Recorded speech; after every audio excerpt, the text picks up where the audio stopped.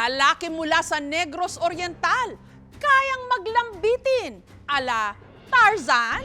Ang lalaking ito at tapang at tao. Mag-exercise ba kada buntag? Nariyang lumundag-lundag mula sa taas ng puno papunta sa kabilang puno nang walang suot na harness. Lakas loob din niyang inakyat ang puno ng nyog nang nakatiwarik. Pertigyong lisura labi naglubi nga pertigyong taasa pertipang hanlas. At pagdating niya sa gitna, abay nag-curl up pa. Lakas! At kung kaya niya itong gawing paakyat, yakang-yaka rin mababa. Partida! May hawak at kagat-kagat pang buko yan.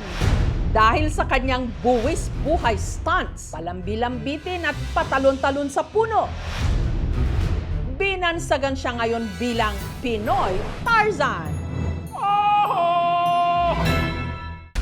Ang ating Pinoy Tarzan, taga Tanhay City sa Negros Oriental.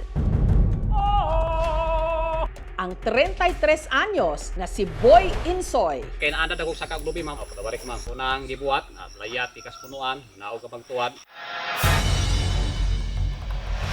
Ano yung pinakahirapan kayo? Yung magbaba ng niyog ma'am na mayroong hawak na niyog nga bibiyakin ko sa puno ng niyog.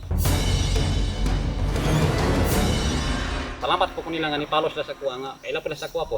Kaya pala hindi man lang siya pinagpapawisan sa tuwing aakyat ng puno dahil ito raw talaga ang kanyang hanap buhay. Gituduan ako siya panginabuhi nga pinobre. Karon kami mabuhi ning kalibutan na karon. 12 anyos, nagtatrabaho na ko sama yung papa ko. O tabang ko niya labi manuhulan mo sa kauglubi. Ano ka dili ay? Pero dahil kakarampot lang ang kita, naisipan niyang mag-vlog. So luto na mga idol ang atong gikuha nga balanghoy. Aghat po ko nga agdi po ko ng pag-vlog kay sabi ng iban ko sa una pa ko gasugod nga na yung income ginagmay ba. Nausap po nga agni po ko nga mo-vlog ko ma'am aron maka na yung mga pang-allowance ko bang ginagmay. Ang una niyang naging content, buhay sa bukid. Tama mo reklamo, kabawa. Kuya.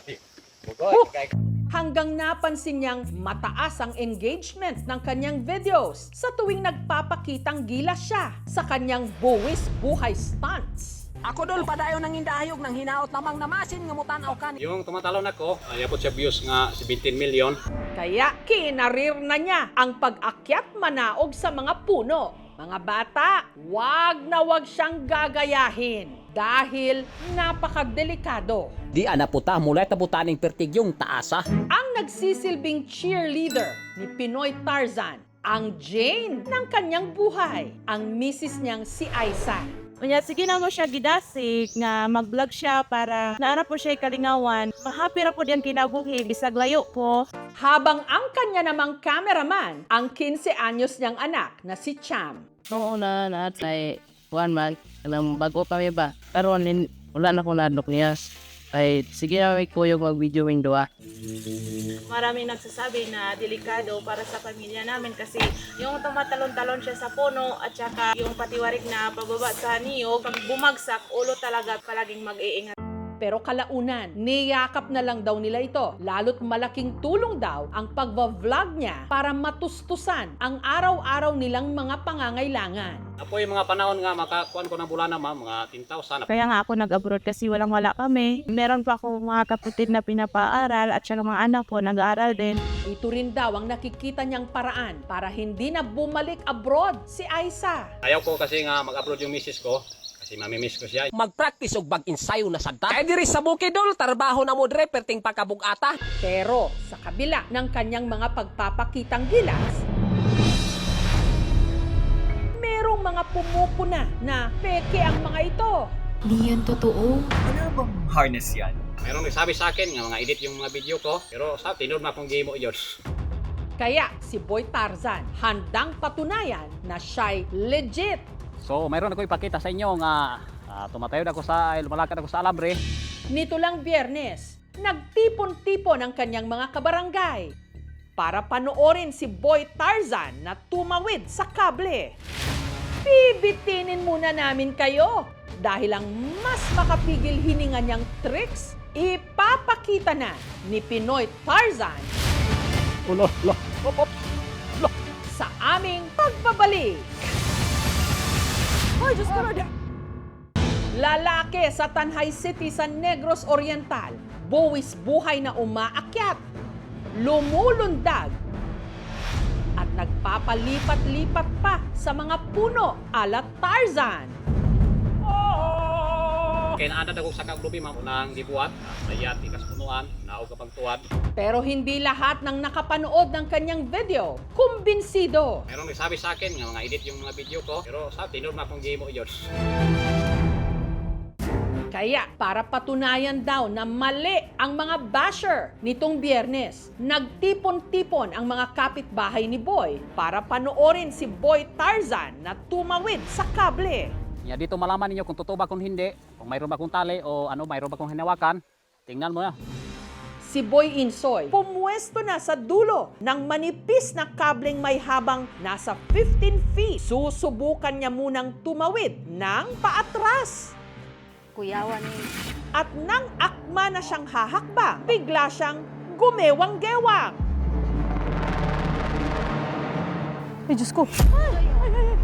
Ay, kuyawan, ginakuloy. Ops! Grabe! Ah, di Matabag. Ay, Diyos ko na! Ito ang hirap kasi mag-atras ka na maglakad. Sa pangalawang pagkakataon, muli siyang tumawid.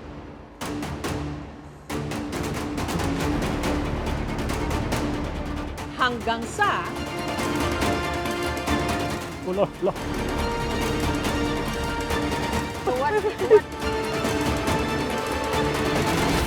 ligtas siyang nakatawid sa kabilang dulo ng walangang harness. Grabe! Mission accomplished ka, Boy Insoy! Grabe, talentado yung pagkaklase sa tao. Meron tayong tinatawag na kinetic chain. Yung puwersang nagagawa ng mga paa niya, inaakyat papunta sa kanyang core, papunta sa kanyang kamay, kaya nakakabaniobra siya ng iba't ibang paraan. It's better if you're doing that. May safety net sa ilalim. Or do it in a mas mababang puno, no? Para kung bumagsak ka man, hindi ka mabalian o loss of life. Marami tayong mga nakitang content creators na ito na talaga yung naging pangkabuhayan nila. Siguro nakita kasi nila na kayang magkaroon ng traction eh. Kaya nandun yung how far will you go? Pag nilang isaalang-alang yung kanilang health, na baka maaksidente sila. Hindi ako magawa ng mga delikado nga mga buhat, aron mag-viral ra. Kung malingaw ko sa trabaho. Siguro, ang nakapareho mo namin ni Tarzan, yung misis ko, yung sa pamilya ko, protektahan ko, kutob sa akong mahimo. Kung tutuusin, lahat tayo araw-araw tumutulay sa sarili nating mga alambre. Halos bumibitin din pati warik para lang kumita. Sa sipag at diskarte, hindi tayo matitinag. Pero mas maganda pa rin sana kung hindi natin kailangan pang magpakita ng superpowers katulad ni Boy Tarzan. Para lang maitawid at isugal pa araw-araw ang ating buhay. Thank you for watching, mga kapuso. Kung nagustuhan niyo po ang videong ito, subscribe na sa GMA Public Affairs YouTube channel. And don't forget to hit the bell button for our latest updates.